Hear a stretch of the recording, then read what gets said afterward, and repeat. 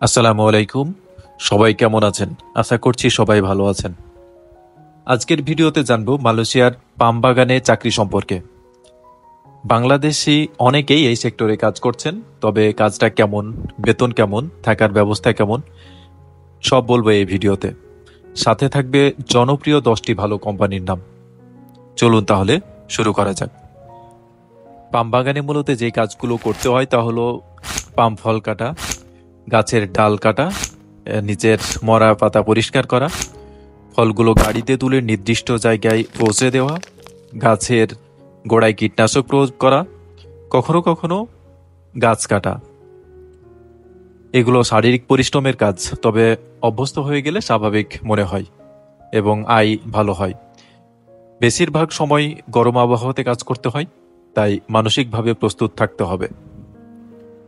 এবার জানবো বেতন ও সুযোগ সুবিধা সম্পর্কে। পাম বাগানে যারা কাজ করেন তারা সাধারণত মাসে বেসিক 1700 রিঙ্গিত থেকে শুরু করে 2500 রিঙ্গিত পর্যন্ত মাসে আয় করে থাকেন। এছাড়া ওভারটাইম করলে আয় আরও বাড়ে। অনেকে এমনটি করে থাকেন কিছুদিন পরে বা কয়েক মাস পরে বা এক বছর পরে বা যখন অভ্যস্ত হয়ে যান কাজ করতে করতে, তখন তারা চুক্তিতে কাজ নিয়ে থাকেন। সেক্ষেত্রে আয় আরও বেড়ে থাকে। সেক্ষেত্রে 3000, 3500, এমনকি 4000 রিঙ্গিত পর্যন্ত মাসে আয় করা সম্ভব হয়। এমন অনেক কোম্পানি আছে কাজ করার পরে ঠিকমতো বেতন দেয় না, খাবার দেয় না এবং অমানবিক আচরণ করে। সেক্ষেত্রে জেনে বুঝে সিদ্ধান্ত নেবেন, যাচাই বাছাই করে নেবেন। কোম্পানির ক্যাম্পে থাকতে হয় অথবা হোস্টেলে থাকা হয়। খাবার কখনো কোম্পানি দেয়, তবে বেশিরভাগ ক্ষেত্রেই নিজেকে রান্না করতে হয় এবং নিজে রান্না করে খেতে হয়।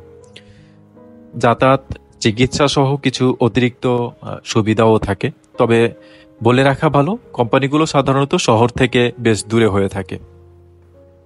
এখন আসুন দেখে নেই সেই 10টি বড় কোম্পানির নাম যেখানে বাংলাদেশি কর্মীরা পাম বাগানে কাজ করেছেন এবং এখনও করছেন। এই কোম্পানিগুলো মালয়েশিয়ায় সরকারি এবং প্রাইভেট সেক্টরে সবচেয়ে বড় প্রতিষ্ঠান। তার মধ্যে অন্যতম হচ্ছে ফেলডা, মালয়েশিয়ার অন্যতম সরকারি প্রতিষ্ঠান। হাজার হাজার বাংলাদেশি এখানে কাজ করছেন। দ্বিতীয় নম্বরে রয়েছে সাইম ডার্বি প্লান্টেশন। 3 নম্বরে রয়েছে আইওআই গ্রুপ।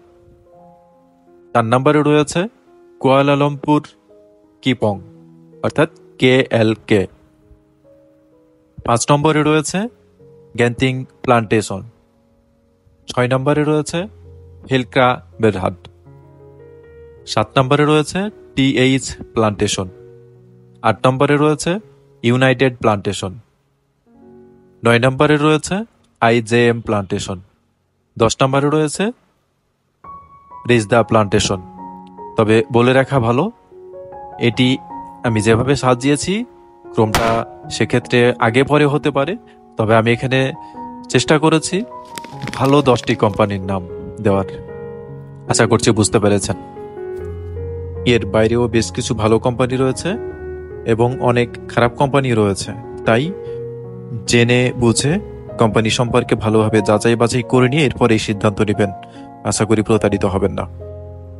কর্মী ভাইদের জন্য এবার থাকছে পরামর্শ ও কিছু সাবধানতা।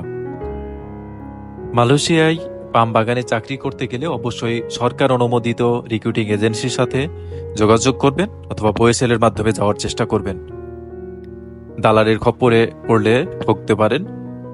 সবসময় জেনে বুঝে সিদ্ধান্ত নেবেন, তাড়াহুড়ো করবেন না।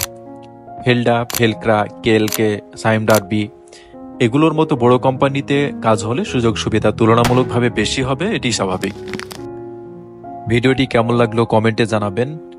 আর পরবর্তী ভিডিও কোন সেক্টর নিয়ে চান, কনস্ট্রাকশন সেক্টর, ফ্যাক্টরি বা ম্যানুফ্যাকচারিং সেক্টর, হোটেল নাকি রেস্টুরেন্ট, কোনটি নিয়ে চান নিচে কমেন্টে লিখে জানিয়ে দিন। ভিডিওটি ভালো লাগলে লাইক দিন, চ্যানেল সাবস্ক্রাইব করুন। ধন্যবাদ। আসসালামু আলাইকুম।